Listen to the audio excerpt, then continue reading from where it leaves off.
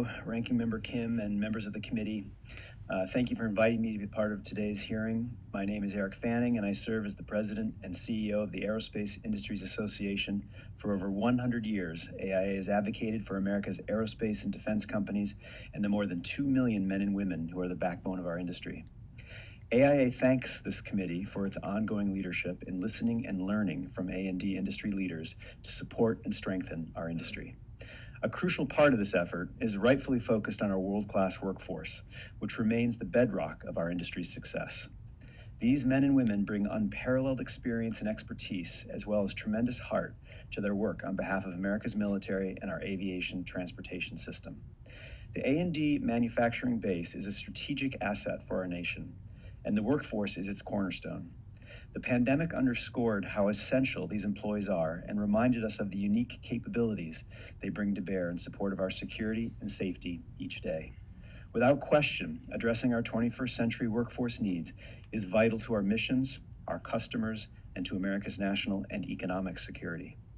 Addressing the workforce needs of the A&D industrial base requires a strong partnership between government and industry. There are several ways AIA would like to work with government leaders and Congress to address these needs. This includes investing in STEM education, reskilling current employees for new technologies, expanding our country's training efforts to broaden talent pools, and increasing workforce diversity and inclusion efforts within the A&D industry. The workforce is strong, but challenges persist. Economic conditions like record inflation and the length and severity of the pandemic are adding pressures to the budget, affecting the cost of personnel, goods, and services. This has a direct impact on employment and ultimately our customers. These concerns were top of mind when our Supplier Management Council assembled in New Hampshire a few weeks ago.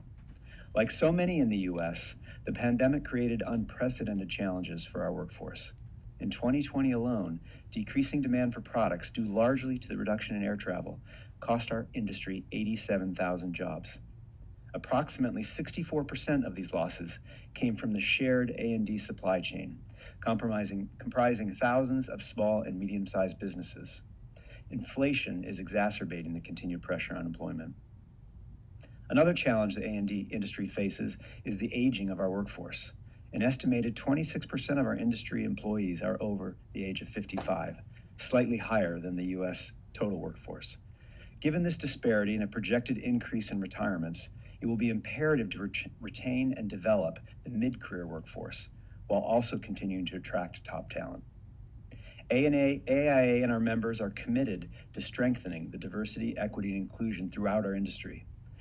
I say more about this in my written testimony, but our companies are investing significant resources into the attraction and recruitment of diverse candidates to ensure we are accessing the full breadth of what the country has to offer and to build stronger teams. How can industry partner with government to support and strengthen the A&D workforce? Congress can expand federal support for apprenticeships and career technical education, while also removing barriers that are preventing companies from effectively competing for highly skilled talent. This includes addressing the lengthy security clearance process, which is historically slow and bureaucratic, leading to staffing delays and slowdowns for important national security projects. Additionally, Congress must address a harmful research and development tax change that went into effect in January 2022 that reduces cash flow and in turn will affect employment. Nearly 70% of R&D spending is for wages and salaries. This means that R&D spending is an investment in America's workforce, as well as in innovation. At a time when we need to stay ahead of the growing competitive threat from China, we must continue to build and strengthen our world-class workforce. It is our employees that are incubators of innovation. Their skill will usher in the next generation advancements that transform and empower our country and the world. We urge members to delay this tax change during the Bipartisan Innovation Act negotiations. Thank you for having me today for this important and timely hearing. I look forward to your questions.